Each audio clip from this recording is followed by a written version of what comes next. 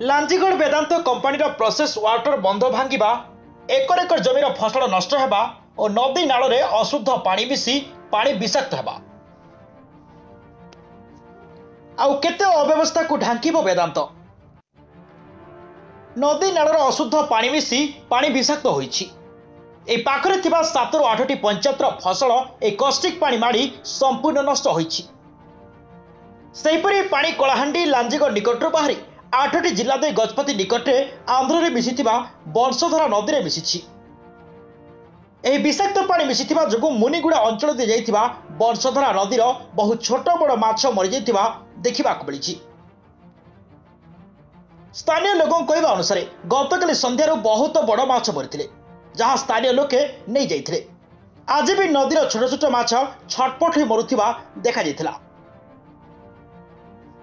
गतकाली लांजीगढ़ प्रशासन पक्षर कौनसी लोक एही पानी व्यवहार न करबा पई डाकबे यंत्र रे घोषणा करथिले। तेबे एते बड़ घटना पर भी सरकारक पक्षर तदंतटीए नाही। अन्यपटे केमिति बंध निर्माण होइतिला जे भांगी गला ए विषाक्त पानी माड़ी गला ताहा तदंत सापेक्ष।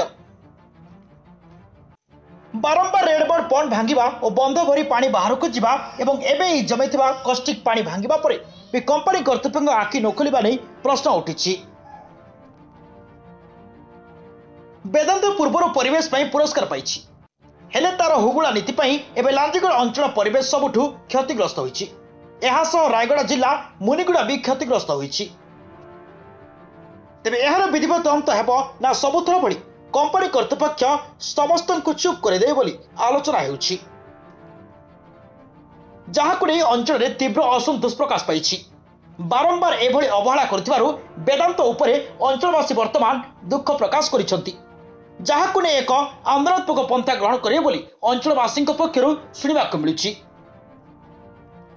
वेदांत कंपनी प्रोसेस वाटर बंध भांगिबा एवं एकर एकर जमीर फसल नष्ट होगा और नदी नाल अशुद्ध पानी मिसी पानी विषाक्त होइछि। ए पाखरे थिबा 7 ରୁ 8ଟି पंचायतर फसल ए कस्टिक पानी माड़ी संपूर्ण नष्ट होइछि।